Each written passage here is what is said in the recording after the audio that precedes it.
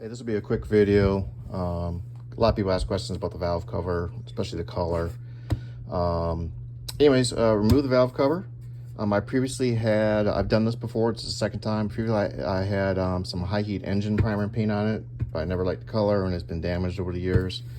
So I stripped it again. You want to strip it down to bare metal. If you've got blasting equipment, that would be great. I don't, so I chemically stripped it. I tried using Eastwood stripper, which does everything including powder coats, but I'll be honest, I don't know if it's worn out or it wasn't putting a dent in it. So I just switched to a finished stripper I had laying around, and I probably did about 10 coats of that stripper. Applied it, waited a few minutes, wiped it, applied it, waited a few minutes, wiped it, applied it, waited a few minutes. Then I rinsed it with water really good so it was safe to touch. And then to get the last whatever little bits were left here and there, I used acetone. That worked really good. I tried goof off, did not work.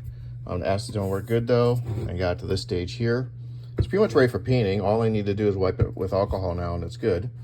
So I got some self-etching primer because it's bare metal. Now this is the deal, the color. The correct color from the factory is warm. So one other thing I did was, you see these flat spots? They get indented from being over tightened. So what I did was I put that flat spot on this flat part of this anvil thing, like this. I used a big hole punch and I tapped them all flat. So now they're all, instead of being indented, they're all flush now. Other than that, that's all I had to do. Except cleaning here too. And I got this track really clean for the gasket. And I use carbon choke cleaner for inside here. This is the baffle, which is why I don't have an aluminum cover. Aluminum covers don't have baffles. I just don't like the idea of oil ending up inside my carburetor, so I'm keeping the steel for right now. It's a warm silver is the color you want, a warm silver. And the best thing we found is what people call detail silver, which is now discontinued, but this is what it was. But you can type in the number 10004Z and it won't show up anymore. If you contact Eastwood, they will tell you to buy their Argent silver wheel paint. This is rated for 300 degrees. It's not an engine paint, but it's rated for 300 degrees. You don't need an engine paint for the valve cover. So this is, you can use this on your air cleaner, your valve cover, and your wheels, and it will be as close to the factory as you can get. And this is part number 10001Z. And if you want to protect this a little bit, you can put clear coat on it. This is the satin finish, also resistant to 300 degrees. They used to make a clear coat for paint and unpainted, but now Eastwood discontinued that too. Their clear coat covers both painted or non-painted finishes. You can get low gloss, flat, satin, high gloss, whatever you want. And then I had an old cork gasket, which is in the garbage. In order to not leak though, I had to put silicone on it on the bottom side. So I have purchased an upgraded silicone, and that's basically going to be, I'm going to glue it to the metal, and that's going to be a permanent gasket. I'm not going to put any glue on this side. This will be, I can remove this at any time and reuse it 100 times probably. This will probably last the life of the car for me. But you definitely want a nice silicone gasket. Don't use the cork gasket unless you're doing some concours restoration or something. This is what you want. Now, a lot of people skip the priming. You can probably apply the paint directly to the metal. Regardless, the key is clean. Clean.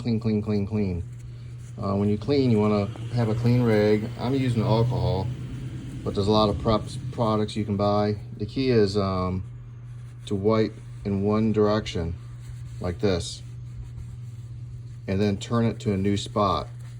You do not want to go back and forth, because as soon as you go back, it's dirty again.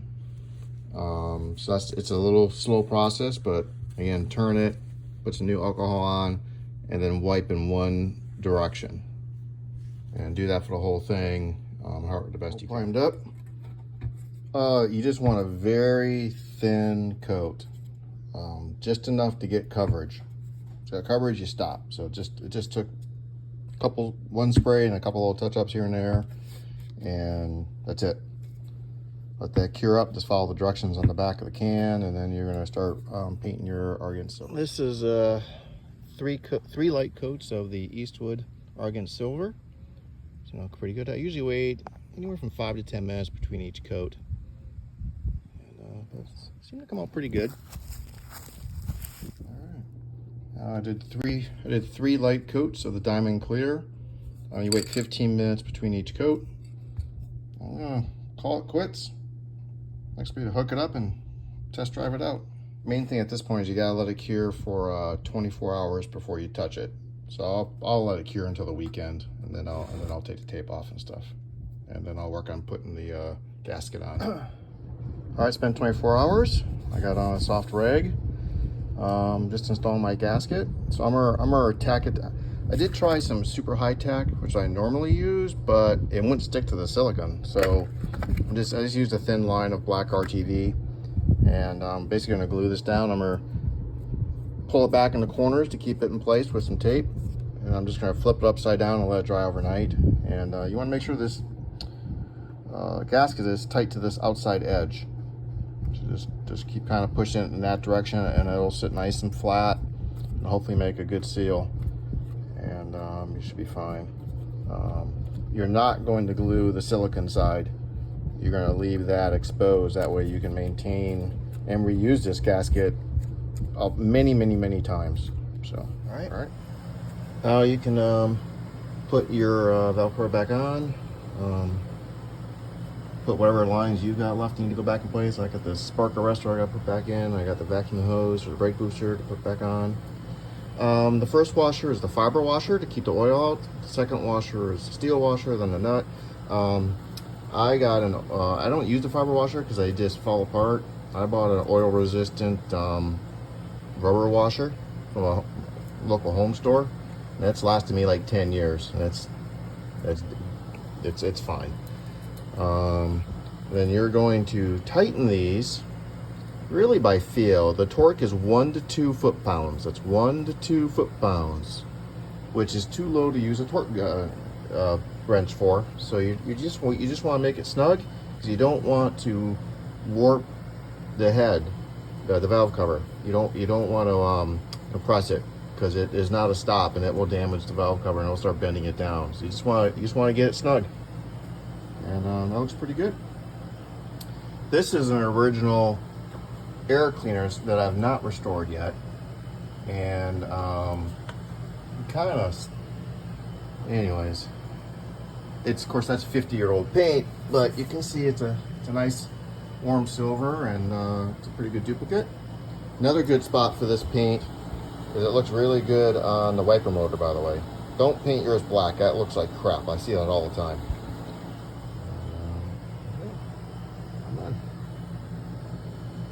Another tip is to look to see how much thread is coming up, and I try and make them as close as I can get them to be identical. Another tip I do is I bend this up a little bit so that this isn't touching, and I put my thumb on this and I bend this up a little bit, because this one really messes up the paint. You want to make sure that you got a nice gap underneath there. Okay.